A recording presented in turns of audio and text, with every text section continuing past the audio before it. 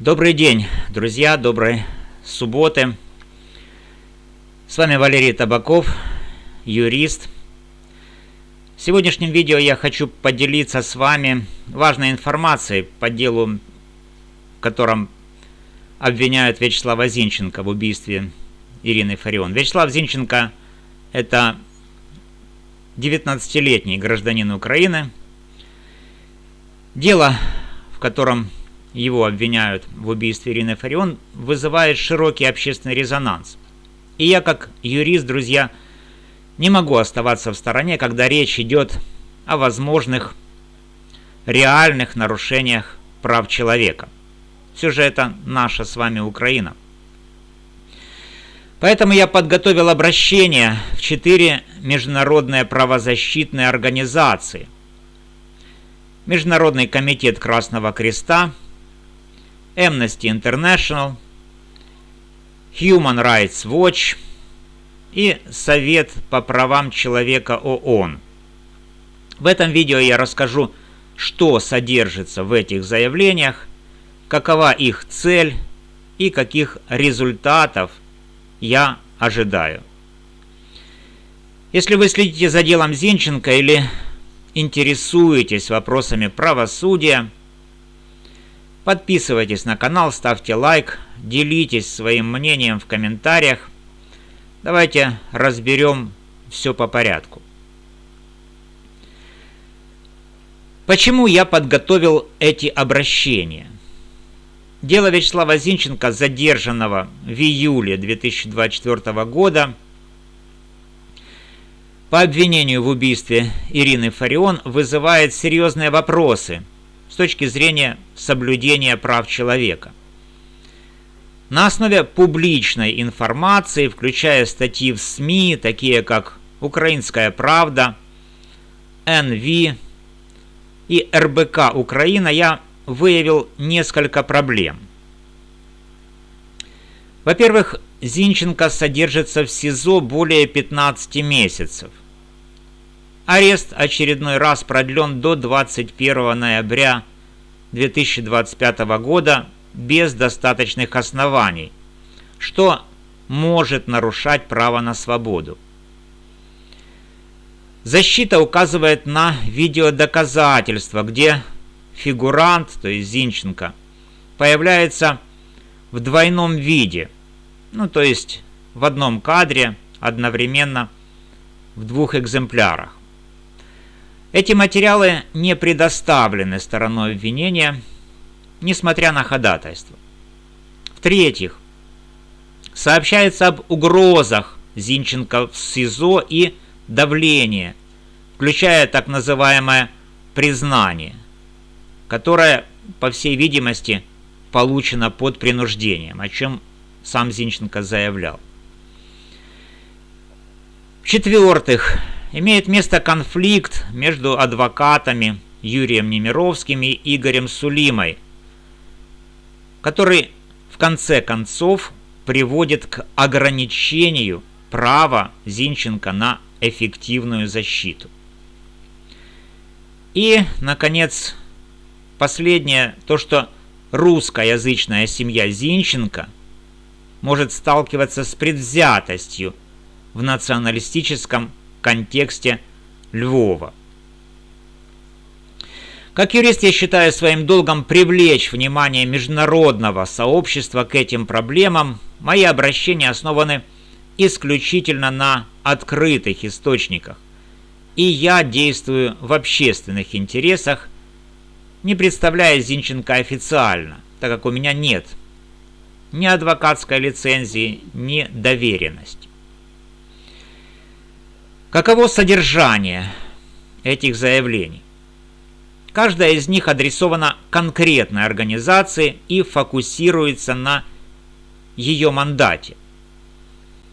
Первое. Обращение в Международный комитет Красного Креста. Содержание обращения. В заявлении я описываю условия содержания Зинченко в СИЗО города Львова, ссылаясь на сообщение об угрозах со стороны сокамерников и психологическом давлении. В апреле 2025 года защита просила одиночное содержание, но это было отклонено, а Зинченко впоследствии отозвал свое ходатайство, свою просьбу под давлением.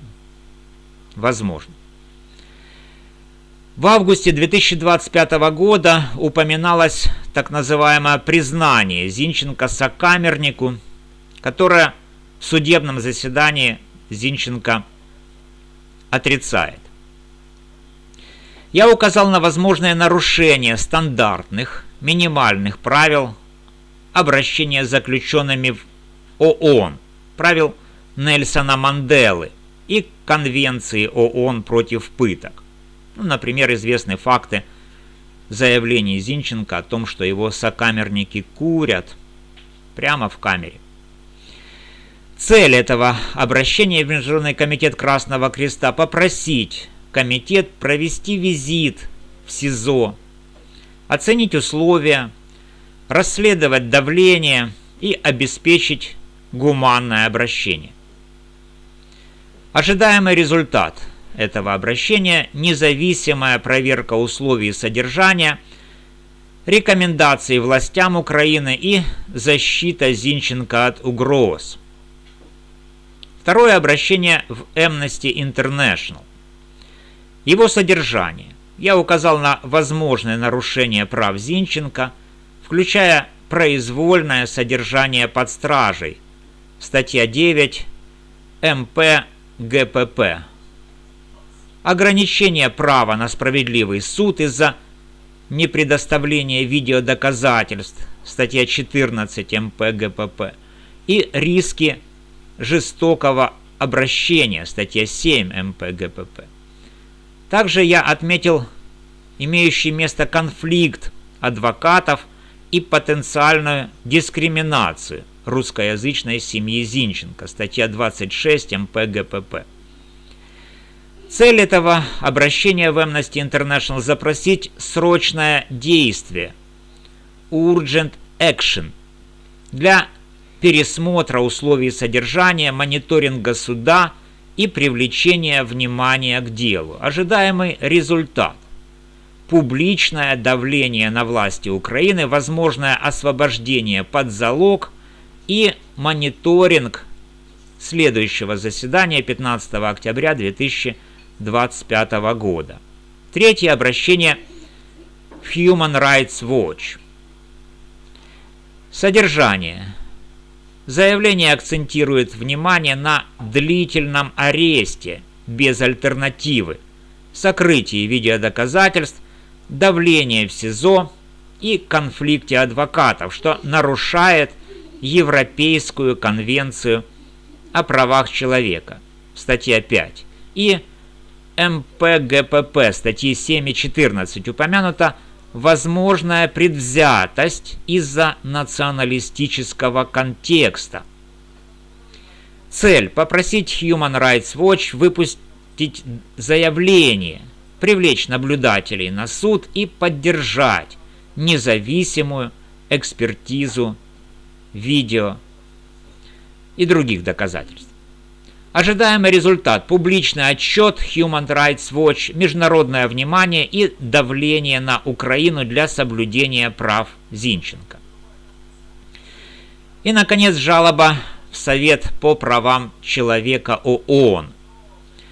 Жалоба подчеркивает систематические нарушения, произвольное задержание, ограничение права на защиту, давление в СИЗО и риск дискриминации. Я ссылаюсь на статьи 7, 9, 14 и 26 МП ГПП, а также на публичные данные о деле. Цель – зарегистрировать жалобу для расследования систематических нарушений и рекомендаций Украины. Ожидаемый результат – назначение докладчика, рекомендации властями, мониторинг дела 2 года и РБК Украины от 22 августа 2025 года. Каковы цели и ожидаемые результаты от подачи мной этих обращений? Моя цель – привлечь внимание международного сообщества к делу Зинченко, чтобы Во-первых, обеспечить независимую проверку условий содержания и защитить его от угроз и давления в СИЗО. Во-вторых, гарантировать справедливый судебный процесс, включая доступ к видеодоказательствам и устранение конфликта адвокатов. В-третьих, предотвратить предвзятость, связанную с националистическим контекстом, и защитить права русскоязычной семьи Зинченко, а также создать прецедент для прозрачного рассмотрения подобных дел в Украине.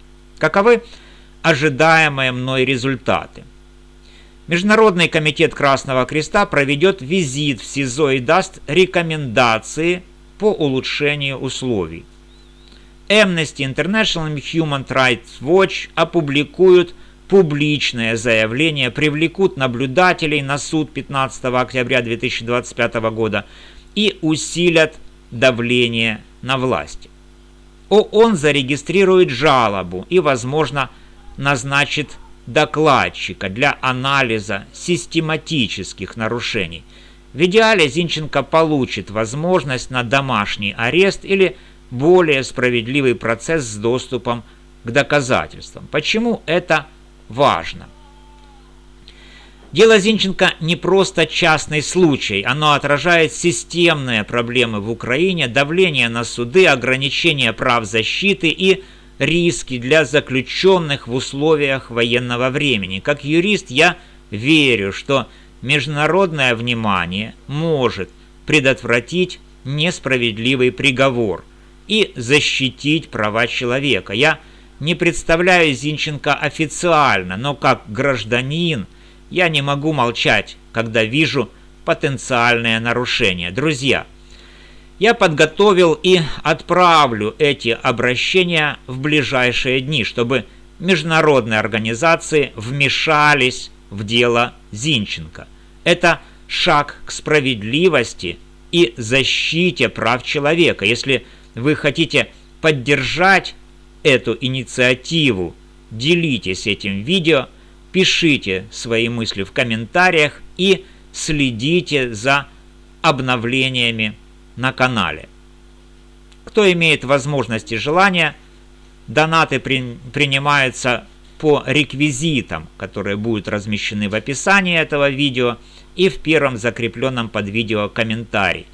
Вместе мы можем привлечь внимание к делу и добиться прозрачности.